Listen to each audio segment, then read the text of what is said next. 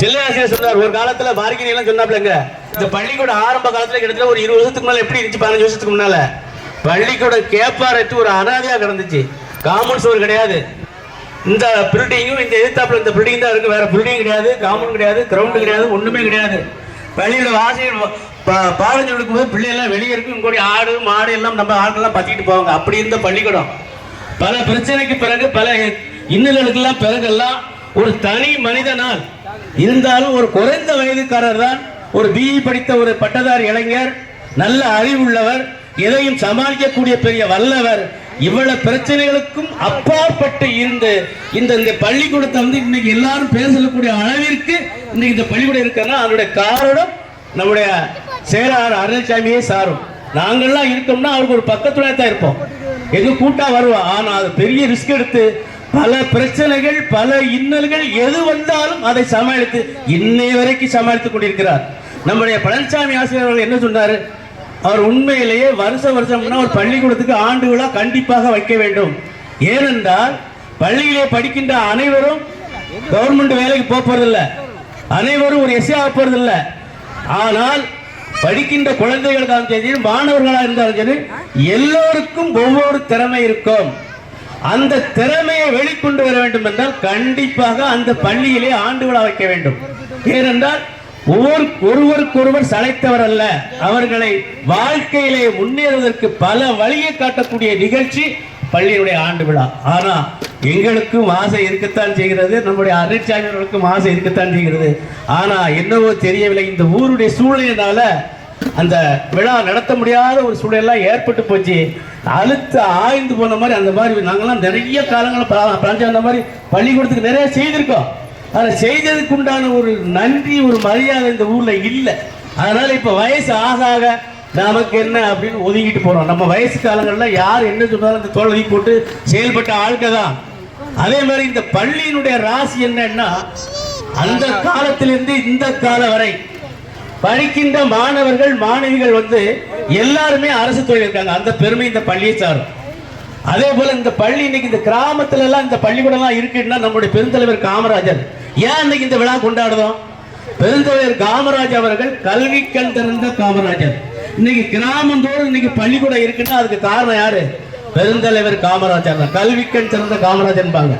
அதாவது பிறருக்காகவே பிறந்து பிறருக்காகவே வளர்ந்து நாட்டு மக்களுக்காகவே வளர்ந்து அவர்களுக்கு அனைத்து செயல் செய்து உயிர்கிட்ட உத்தமர் காமராஜர்.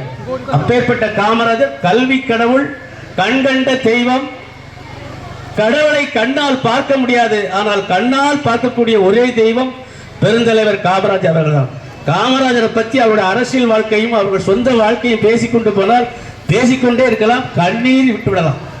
அவர் அப்பேற்பட்ட ஒரு பெருந்தலைவர், எல்லோருக்கும் எடுத்துக்காட்டாக வாழ்ந்தவர், கிங் மேக்கர். அதாவது இப்ப இன்னைக்கு இந்தியாவிலே நம்முடைய இந்தியாவிலே பெருந்தலைவருடைய காமராஜர் விழா எல்லா பக்கமே கொண்டாடுவாங்க. சாதி மதத்திற்கு அப்பாற்பட்டு இந்த விழா பெருந்தலைவர் காமராஜர் கொண்டாடுகிறது.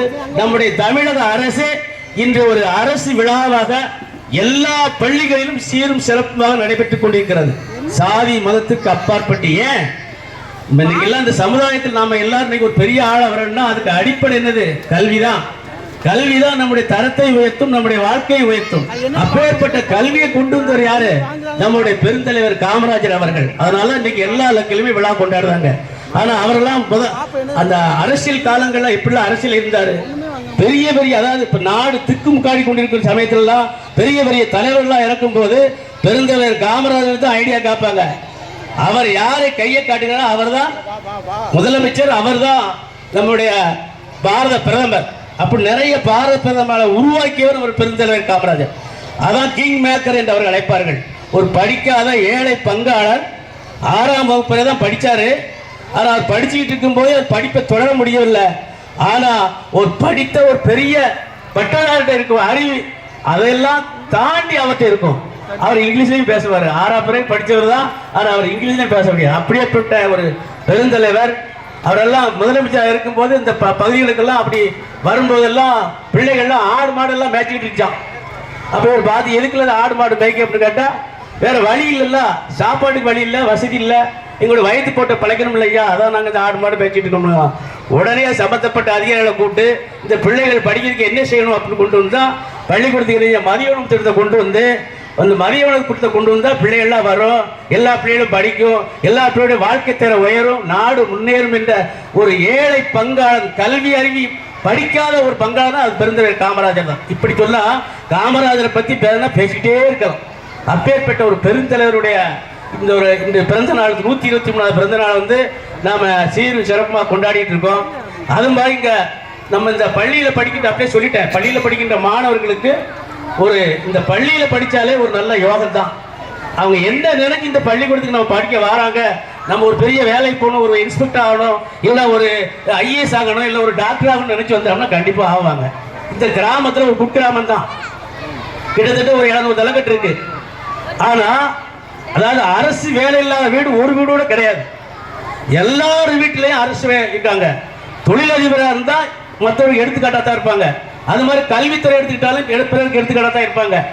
அதே மாதிரி வேலை ஹை பதவியில் எல்லா பதவியிலையுமே இருக்கிறாங்க. அதுக்கு காரணம் என்னன்னா நம்ம ஊர் கிராமத்தில் பள்ளிக்கூடம் அமைஞ்சதுனால இந்த பள்ளி இருக்கிறது. அந்த பள்ளி சீரும் சிறப்பாக செயல்பட்டதுனால தான் இன்னைக்கு நாம எல்லாருமே வீட்டுக்கு ஒரு வீடு அரசு ஊழியர் இருக்காங்க. அது ஒரு சில ஊர்ல 2 பேர் 3 பேர்லாம் இருக்காங்க. குறைஞ்சி நம்ம ஊர்ல எடுத்துக்கிட்டா ஒரு 200 தலைக்கட்டில் 600 பேர் கூட இங்க அரசு வேலையில இருக்கிறாங்க.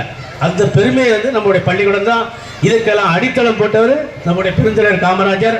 நம்ம ஊர் மட்டும் கிடையாது, தமிழ்நாடு ஃபுல்லா இன்னைக்கு எந்த அரசியல்வாதி வந்தாலும் சரி, நான் பெருந்தலைவர் காமராஜர் ஆட்சி அமைப்பேன் அப்படித்தான் சொல்லுவாங்க. காரணம் அவருக்கு நிகர் அவர் தான். அவரை போல யாருமே இருக்க முடியாது, யாருமே ஆளுமைத்தன்மையும் கிடையாது. ஆனால் இன்னைக்கு எந்த அரசியல்வாதியாக வந்தாலும் பெருந்தலைவர் காமராஜர் பற்றி தான் என்ன செய்வாங்க, புகழ்ந்து பேசுவாங்க. அப்பேற்பட்ட விழா இன்று நடைபெற்றுக் கொண்டிருக்கிறது. இன்னைக்கெல்லாம் பள்ளி மாணவ மாணவிகள்லாம் ரொம்ப சுறுசுறுப்பாக இருக்காங்க, ரொம்ப ஆக்டிவாக இருக்காங்க. அவங்கெல்லாம் மென்மேலும் இந்த பள்ளியில் படித்து அவங்க நினைச்ச உயர்வுக்கெல்லாம் வரணும். அது மாதிரி நம்முடைய டாக்டர் அப்துல் கலாம் வந்து ஒரு 5 வாக்கியம் சொல்லியிருக்காரு. இந்த 5 வாக்கியத்தை வந்து குறிப்பா +2 படிக்கிற மாணவங்க, 10th படிக்கிற மாணவங்க வந்து டெய்லி காலையில எழுந்த உடனே இந்த 5 வாக்கியத்தை சொன்னா போதும், அவங்க வாழ்க்கையில நிச்சயமாக உயர்வாங்க. நான் சிறந்தவன், அப்படி ஒரு வாக்கியம். அது மாதிரி என்னால் முடியும், இந்த என்னால் நிச்சயமாக முடியும்.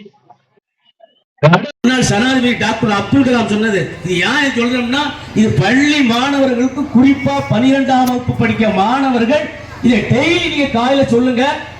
உண்மையிலே நீங்க என்ன விஷயத்தை நினைச்சு நீங்க இருக்கிறீர்களோ நிச்சயமாக அந்த இடத்தை உயர விடுவீங்க.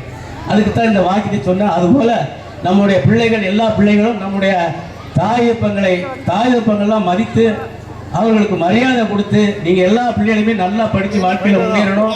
அதே மாதிரி இன்னைக்கு கல்யாணம் முடிப்பாங்க, எல்லாம் செய்வாங்க, குழந்தை பெறுவாங்க. ஆனா அதே சமயத்துல தாயப்பங்கெல்லாம் உங்கள்கிட்ட எந்த பிரதிபலிப்பும் எதிர்பார்க்க மாட்டாங்க.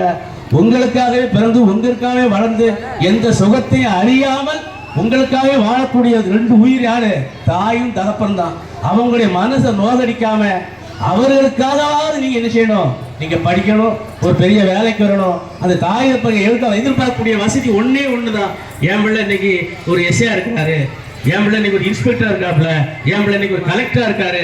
அந்த பெருமையை 4 பேர் சொல்லி காதல கேட்கணுங்கிறதான் தாயப்பனுக்கு ஆசையை ஒழிச்சு நம்ம பிள்ளை வந்து வேலை பார்த்து நம்ம கை நிறைய பணம் கொடுப்பாங்க ஆசை நிச்சயம் அவர்கிட்ட கிடையாது. நம்ம நம்ம பிள்ளை இப்படி இருக்கு அப்படின்னு 4 பேர் சொல்லுவதை எதிர்பார்ப்பாங்க. அதனால உங்களுடைய தாயப்பனுக்கு பெருமை சேர்த்து, நீங்கள் படிக்கின்ற பள்ளியிலே அந்த ஆசிரியர்களுக்கு பெருமை சேர்த்து வருமாறு உங்களை